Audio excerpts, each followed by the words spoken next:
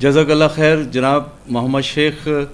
خواتین و حضرات، آپ کے سامنے آج کے موضوع القرآن کیا کہتا ہے صلاۃ یا نماز کے بارے میں جناب محمد شیخ سے ہم ان کا خطاب سن رہے تھے. اب ہم چلتے ہیں سوال و جواب کے سیشن کی طرف. اس کے سلسلے میں آپ کو بتاتا چلوں کہ آپ کے سوالات آج کے موضوع سے متعلق ہونے چاہیے اور مختصر ہونے چاہیے.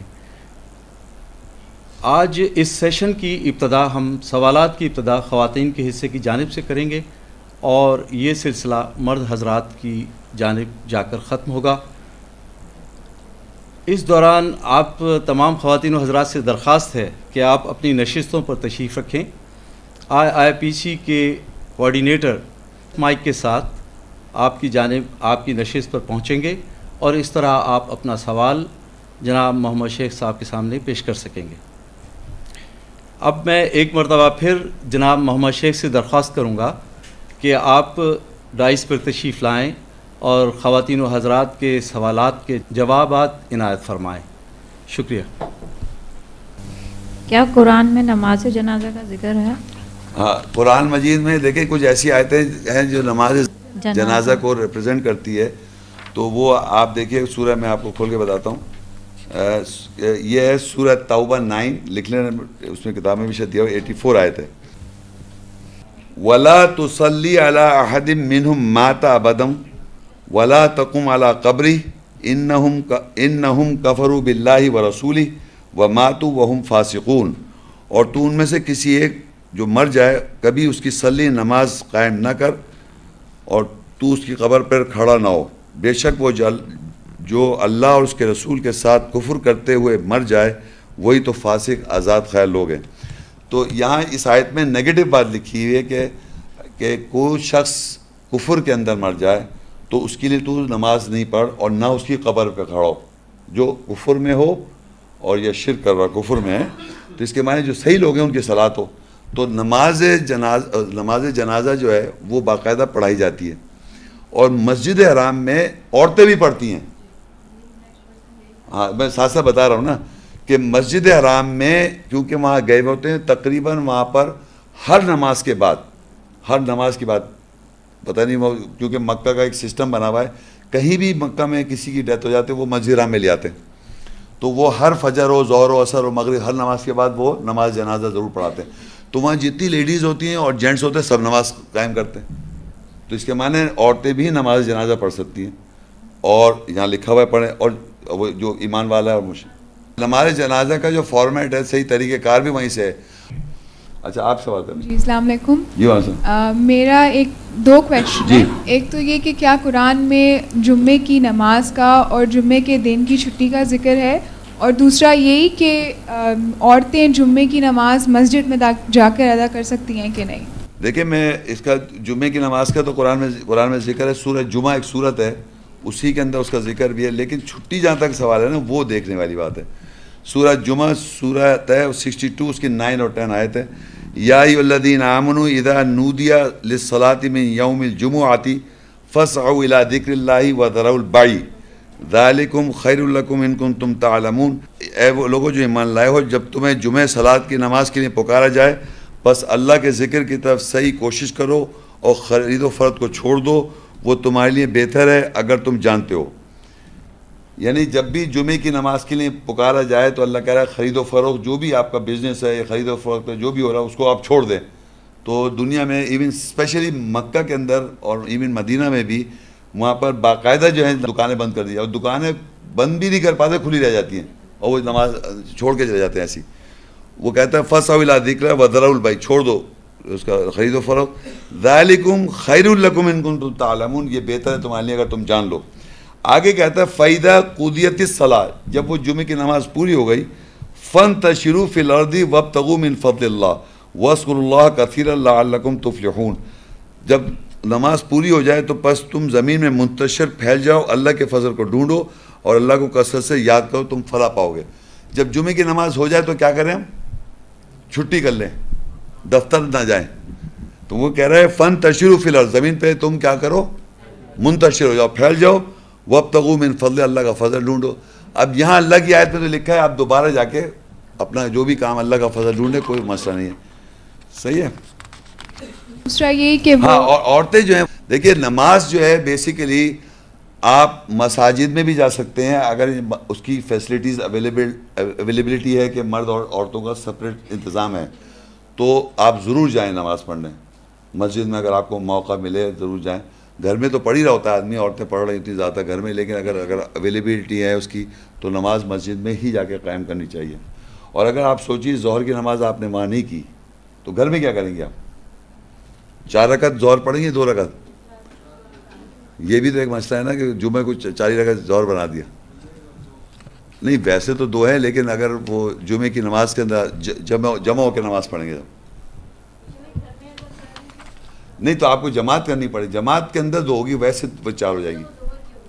ہاں ظہر کی 2 ہو جائے گی اگر جماعت کر لیں گے, تھوڑی سی جماعت, 3 سے زیادہ. ٹھیک ہے. ہاں وعلیکم السلام. کیا عورتیں زمانہ حیض میں نماز اور قرآن پڑھ سکتی ہیں یا قرآن سن سکتی ہیں؟ دیکھیے زمانہ حیض کی جو ہم نے آیت بتائی تھی اس میں جنابت کی کیفیت میں عورتوں کی ہوتی ہے. قرآن مجید میں لکھا ہوا ہے, ہاں سنیں, البقرہ 2 کی 222 ہے, وَيَسْأَلُونَكَ عَنِ الْمَحِيضِ قُلْ هُوَ أَذًى فَاعْتَزِلُوا النِّسَاءَ فِي الْمَحِيضِ وَلَا تَقْرَبُوهُنَّ حَتَّى يَطْهُرْنَ فَإِذَا تَطَهَّرْنَ فَأْتُوهُنَّ مِنْ حَيْثُ أَمَرَكُمُ اللَّهُ إِنَّ اللَّهَ يُحِبُّ التَّوَّابِينَ وَيُحِبُّ الْمُتَطَهِّرِينَ. اور وہ تجھ سے زمانہ حیض کے بارے میں سوال کرتے ہیں, کہہ دے وہ اذیت ہے, بس تم عورتوں سے زمانہ حیض میں علیحدہ ہو جاؤ اور تم ان کے قریب نہ جاؤ یہاں تک کہ ان کی طہارت ہو جائے. پھر جب ان کی پوری طہارت ہو گئی پھر ان کے پاس آ جاؤ کہیں سے اللہ نے تمہیں امر کیا. بے شک اللہ توبہ کرنے والوں سے محبت کرتا ہے اور طہارت کیے ہوئے سے محبت کرتا ہے.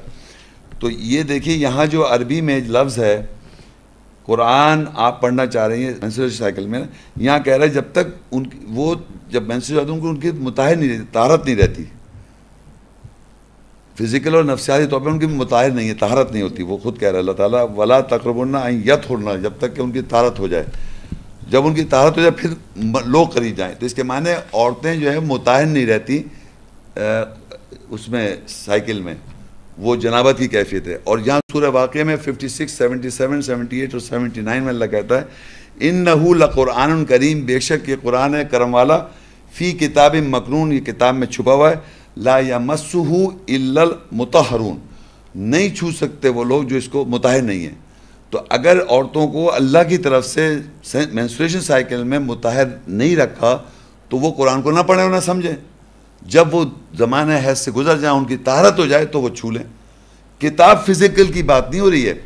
دیکھیے انہ لقرآن کریم, بے شک یہ پڑھائی جو ہے وہ کتاب میں چھپی ہوئی ہے, قرآن ریڈنگ ہے.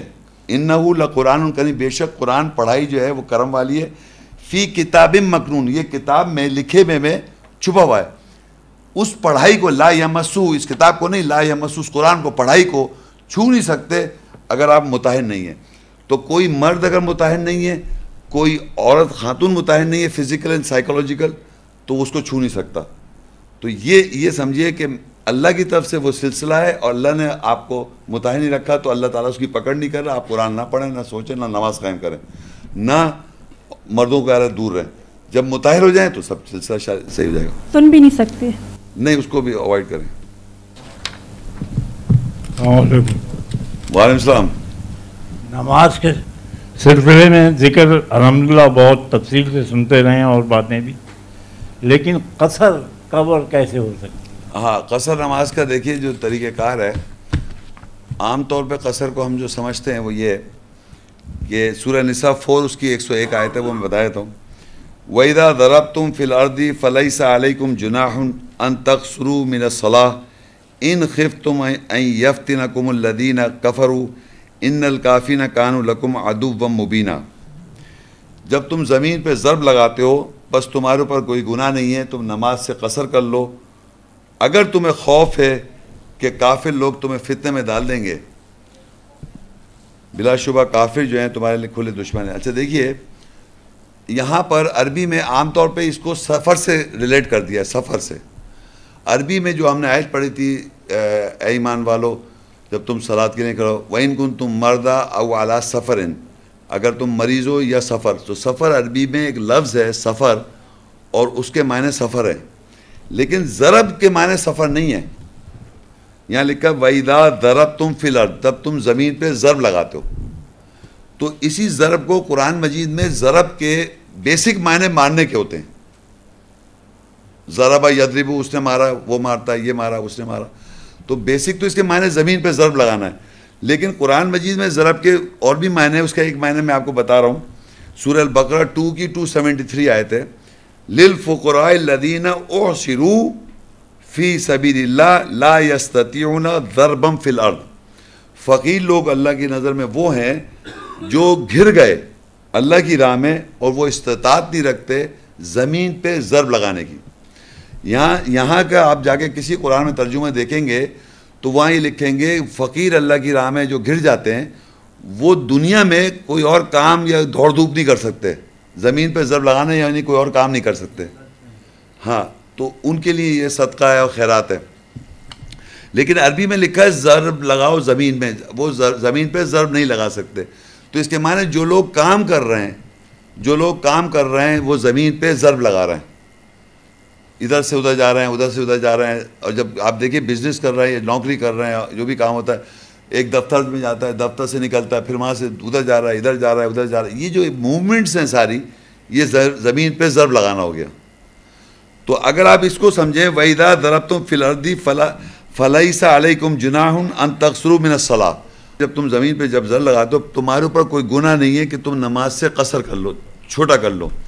اور جب تمہیں یہ خوف ہو کہ تمہیں کافر لوگ فتنے میں ڈال دیں, کیپٹیویٹ کر دیں, تو ہمارے معاشرے میں جتنے لوگ باہر رہ رہے ہیں دنیا میں, ایسے علاقوں میں رہ رہے ہیں جہاں پر عیسائی ہیں یا نان مسلمز ہیں, اور آپ دفتروں میں کام کر رہے ہیں, آ رہے ہیں, جا رہے ہیں, اور آپ کو پتہ ہے کہ مجھے وہاں پر نماز کے ٹائم پہ اجازت نہیں ملے گی نماز پڑھنے کی, فتنے میں ڈال دیں, تو آپ قصر کر لیں. اب قصر کرنے کا طریقہ یہ رہا ہے کہ آپ فجر کی نماز تو آپ نے قائم کر لی صبح, وہاں تو آپ کو ڈسٹربنس نہیں ہو رہی.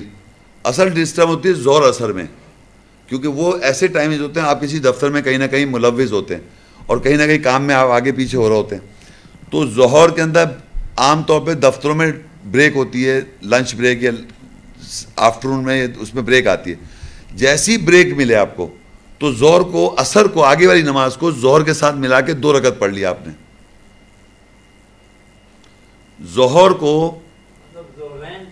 ہاں جس طرح کے حج میں کرتے ہیں ظہرین کر لیا آپ نے, یعنی 2 رکعت ظہر پڑھی اور اثر کو, جی ہاں 12 سوا 12 بجے آپ نے ظہر بھی پڑھ لیا, اثر بھی پڑھ لی. اب آپ مغرب تک فارغ ہو گئے, اب آپ دفتر میں کام کر رہے ہیں, آگے پیچھے کوئی پرابلم آ رہی ہے, آپ کو پتہ ہے کہ میں نماز پڑھ چکا ہوں, فارغ ہوں میں, اثر بھی اللہ تعالیٰ قبول کر رہا ہے, اللہ کہہ رہا ہے, تو قصر کر لی. یہ قصر کا طریقہ ہے. اور دوسری جو نماز جوائن کرنی ہے وہ ہے عشاء کے اندر مغرب کو. عرفات سے جب مزدلفہ پہنچے آپ, تو مزدلفہ میں کیا کر رہے ہیں آپ کہ اس کو عشاء کے بعد مغرب پڑھ رہے ہیں, مگر مغرب کو 3 ہی رکھ رہے ہیں, عشاء کو 2 کر رہے ہیں. تو وہ جو نماز ہے جہاں پر عشاء کو مغرب کے ساتھ ملائیں گے, تو وہ آپ کو کیا ہوا, مغرب کے بعد نہیں کر رہا. مغرب میں ہو سکتا ہے آپ بزی ہوں, دفتر میں آپ کام کر رہے ہیں اور مغرب کا وقت آ رہا ہے, وہاں پر پرابلم آ سکتی ہے, آپ نماز نہ پڑھیں مغرب کی. عشاء ہوتی ہے 8:30 لیٹ, اس کا ٹائم بھی ذرا زیادہ ہوتا ہے, تو گھر میں آرام سے 10 بجے مغرب و عشاء ساتھ ملا کے پڑھ لیا آپ نے, پھر آپ کافر ہو گئے کہ وہ فتنے سے آپ کو پرابلم نہیں ہے. یہ سننا طریقہ قائم ہے اس کا. وعلیکم السلام. رسول کی صلات آج ہمارے اوپر تسلی کا باعث کیسے بنے گی, وضاحت فرمائیں. صحیح ہے, رسول صلی اللہ علیہ وسلم کی صلات ہمارے لیے کیسے باعث بنے گی. دیکھیے بات سنیں, ایک قرآن کی سورہ توبہ 9 ہے, اس کی میں آیت پڑھتا ہوں 102 اور 103. وَآخَرُونَ اعْتَرَفُوا بِذُنُوبِهِمْ خَلَطُوا عَمَلًا صَالِحًا وَآخَرَ سَيِّئًا عَسَى اللَّهُ أَن يَتُوبَ عَلَيْهِمْ إِنَّ اللَّهَ غَفُورٌ رَحِيمٌ. خُذْ مِنْ أَمْوَالِهِمْ صَدَقَةً تُطَهِّرُهُمْ وَتُزَكِّيهِمْ بِهَا وَصَلِّ عَلَيْهِمْ إِنَّ صَلَاتَكَ سَكَنٌ لَهُمْ وَاللَّهُ سَمِيعٌ عَلِيمٌ. اور دوسروں نے اپنے گناہوں کے ساتھ اعتراف کیا جنہوں نے اچھے عمل, صحیح عمل اور دوسرے برے عمل کو ملا لیا. ہو سکتا ہے اللہ ان کے اوپر لوٹے, بے شک اللہ بخشنے والا, رحم کرنے والا ہے. ان کے مالوں سے صدقہ خیرات لے لو تاکہ اس کے ساتھ ان کا تزکیہ کرو اور ان کی طہارت کر تو ان کے اوپر نماز صلاح قائم کر، بے شک تیری نماز جو ہے ان کے لیے سکون کا باعث ہے اور اللہ سننے والا جاننے والا ہے۔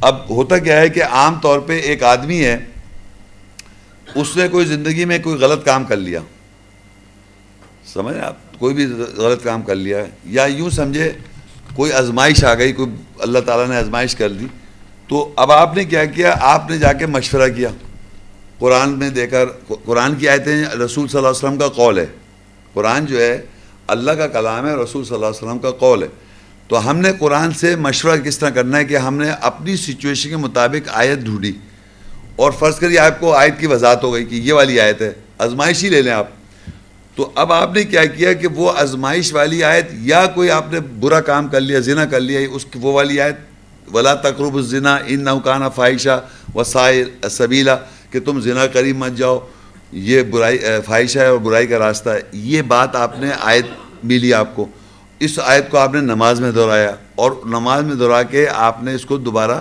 نہیں کیا، تو وہ آپ کے لیے سکون کا باعث بن جائے گی، کیونکہ وہ قول رسول صلی اللہ علیہ وسلم کی صلاح ہو جائے گی۔